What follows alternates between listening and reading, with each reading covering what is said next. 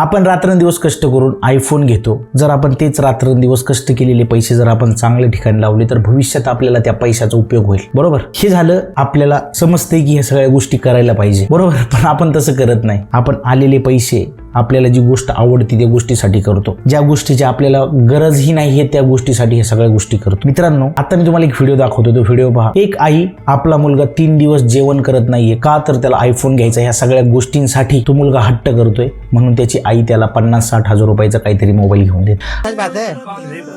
पट्टी हम बेचीला भैया ये खाली हमसे 3 दिन से खाना ना खाता हूँ। अच्छा, ये खाना नहीं खा रहे, आईफोन के लिए खाना नहीं खा रहे हैं? नहीं, तो आप इनको आईफोन दिला रही हैं, आप खुश हैं?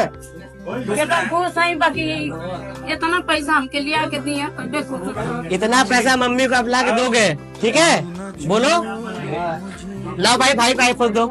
लो यार, मम्मी को पसंद करे भाई, फोन खरीद रहा आईफोन।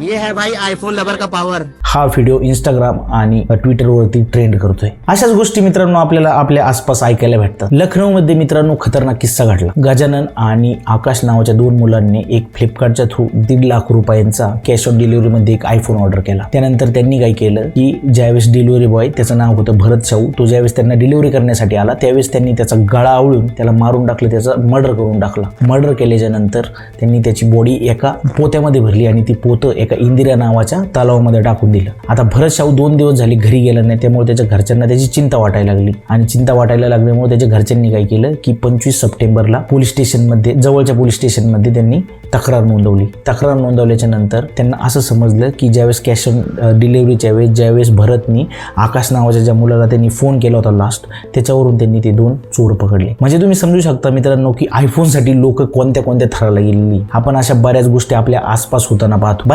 बऱ्याच गोष्टी. तुम्ही मित्रांनो आता व्हिडिओ बघितला, त्या व्हिडिओमधून तुम्हाला समजलं की लोक कोणत्या थराला गेली. तर आपण या व्हिडिओमध्ये पुढे जाणून घेऊ की नेमकं आयफोनसाठी लोक इतके का मारायला लागले, लोक आयफोनसाठी का इतके एडेवाणी करतात ते. चला आजच्या या व्हिडिओमध्ये पाहू. हॅलो मित्रांनो, माझं नाव विश्वजित आणि चला आजच्या या व्हिडिओमध्ये जाणून घेऊ की नेमका आयफोनचा इतका इंडियामध्ये क्रेज का. तर चला व्हिडिओला सुरुवात करू. सन 2007च्या पहिले इंडियामध्ये नोकिया, सॅमसंग आणि मोटोरोला अशा प्रकारचे फोन असायचे, ज्यामध्ये फिजिकल कीबोर्ड असायचा, डिस्प्ले छोटा असायचा आणि त्यांचा युजर एक्सपिरियन्स इतकाही छान नव्हता. 9 जानेवारी 2007 मध्ये स्टीव्ह जॉबने पहिला आयफोन लॉन्च केला, ज्यामध्ये व्हर्च्युअल कीबोर्ड, मोठा display, unique body, unique design आणि बरेचसे नवीन फीचर दिले, ज्यामुळे इंडियामध्ये आयफोन सगळ्यात जास्त प्रीमियम फीचरवाला पहिला फोन बनला. त्यानंतर हळूहळू त्याची व्हॅल्यू वाढत गेली. त्यानंतर मित्रांनो हा जो मोबाईल आहे हा फक्त श्रीमंत लोकच अफोर्ड करू शकत होते. लार्जेस्ट आयफोनचं मार्केट आता आपण नंबर 3 वर आहोत मित्रांनो. UK, नंतर जपान आणि नंबर 3 वर आपण आहोत, ज्यांनी सगळ्यात जास्त आयफोन सेल केलेत. 2023 मध्ये मित्रांनो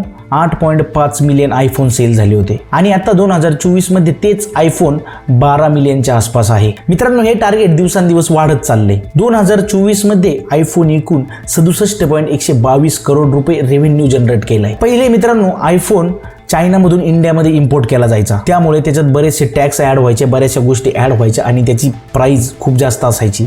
पण आता आपला इंडिया मेक इन इंडिया झाल्यामुळे इंडियामध्येच आयफोन बनले जातात आणि त्याचमुळे आता जी आयफोनची कॉस्ट आहे ती पहिल्यापेक्षा थोडीशी कमी झाली आहे. त्यामुळे लोक आयफोन घेणं प्रेफर करतात. मोबाईलचा कॅमेरा चांगला आहे. मोबाईल मित्रांनो आता एक सोशल स्टेटस म्हणून पाहिले जातं. जर आपल्या हातात जर ब्रँडेड मोबाईल असेल, आयफोनचा लोगो जर आपल्या हातात असेल तरच लोक आपल्याला ब्रँडेड आणि आपल्याला श्रीमंत आणि आपण चांगला माणूस आहे, आपले विचार चांगले आहे असं समजलं जातं. आणि आपल्याकडे जर आयफोन असेल तर लोक आपल्याकडे चांगल्या नजरेने पाहतात असं तरुण मुलांचं म्हणणं आहे. आता मागे काय झालं मित्रांनो की आपल्याकडे टिकटॉक नावाची गोष्ट आली. टिकटॉक नावाची गोष्ट आल्यामुळे लोक सगळ्यात जास्त व्हिडिओ बनवायला लागले. त्यानंतर इंस्टाग्राम आलं, लोक व्हिडिओ बनवायला लागले. त्या व्हिडिओमध्ये व्हिडिओ चांगला येण्यासाठी, क्लिअरिटी वाढण्यासाठी लोकांनी आयफोन घेण्याचा प्रयत्न केला. आता मित्रांनो असे काही झाले की ज्या लोकांची परिस्थिती सुद्धा नाही आयफोन घेण्याची, ती लोक सुद्धा आता आयफोन घेत आहेत. आयफोन घेण्यासाठी मित्रांनो बरेचसे पर्याय उपलब्ध झालेत, जसे EMI वरती घेतात. तुम्हाला माहिती आहे मित्रांनो आपल्याकडे 90% जे लोक आहेत ते 25,000पेक्षा कमी पैसे कमवतात प्रत्येक महिन्याला. आणि जर आपल्याला आयफोन घ्यायचा असेल तर आपल्याला मिनिमम 5 ते 6 महिन्याची जी सॅलरी आहे ती आपल्याला त्यामध्ये गुंतवावं लागेल, त्यावेळेस आपण आयफोन घेऊ शकतो. आयफोन घेण्यापेक्षा लोक हा विचार नाही करत की आपण तेच पैसे जर सेव्हिंग केली किंवा वेगळ्या कामांसाठी वापरले तर त्याचा आपल्याला जास्त फायदा होऊ शकतो. मित्रांनो, मला तुम्हाला सांगायचा मुद्दा असा की सोशल मीडियामुळे ह्या सगळ्या गोष्टी व्हायरल होत आहेत. जर मित्रांनो तुम्हाला ह्या व्हिडिओमधून जर थोडंसं माझ्यामुळे काही समजलं असेल तर प्लीज या व्हिडिओला लाईक करा. चॅनलवर जर तुम्ही नवे आहात तर प्लीज चॅनलला सबस्क्राईब करा. मी आता सध्या नवीन आहे ह्या फील्डमध्ये, तर सपोर्ट करा. आणि मी हळूहळू अपग्रेड होतोय. माझी जी बोलण्याची टेक्निक आहे ती पण चेंज करतोय हळूहळू. रिसर्च पण वाढवतो थोडी. मला अजून प्रॉपर बोलता येत नाहीये, तर मी त्याचा प्रयत्न करतोय. तर भेटू आपण एका नव्या व्हिडिओमध्ये.